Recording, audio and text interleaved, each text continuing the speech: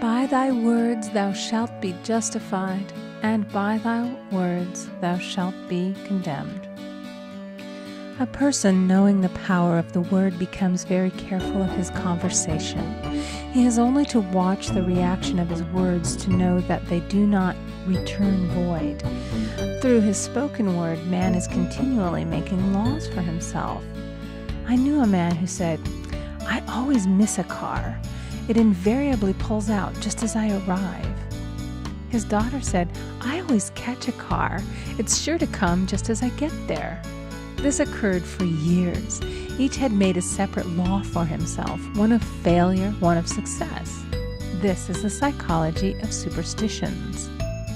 The horseshoe or rabbit's foot contains no power, but man's spoken word and belief that it will bring him good luck creates expectancy in the subconscious mind and attracts a lucky situation. I find, however, this will not work when a man has advanced spiritually and knows a higher law. One cannot turn back, and one must put away graven images. For example, 2 men in my class had had great success in business for several months, when suddenly everything went to smash. We tried to analyze the situation, and I found, instead of making their affirmations and looking to God for success and prosperity, they had each bought a lucky monkey. And I said, "Oh, I see. You have been trusting in the lucky monkeys instead of God. Put away the lucky monkeys and call on the law of forgiveness, for man has power to forgive or neutralize his mistakes." They decided to throw the lucky monkeys down a coal hole, and all went well again.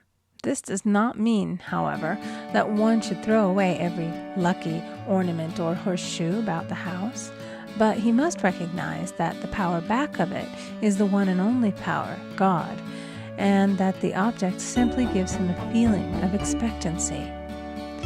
I was with a friend one day who was in deep despair. In crossing the street, she picked up a horseshoe. Immediately, she was filled with joy and hope.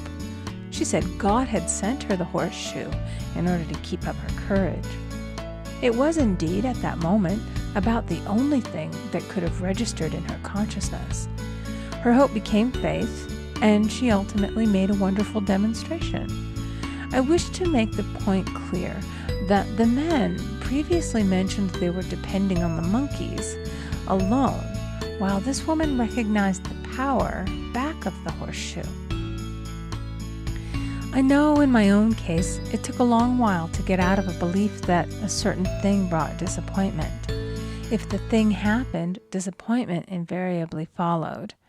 I found the only way I could make a change in the subconscious was by asserting, there are not 2 powers, there is only one power, God.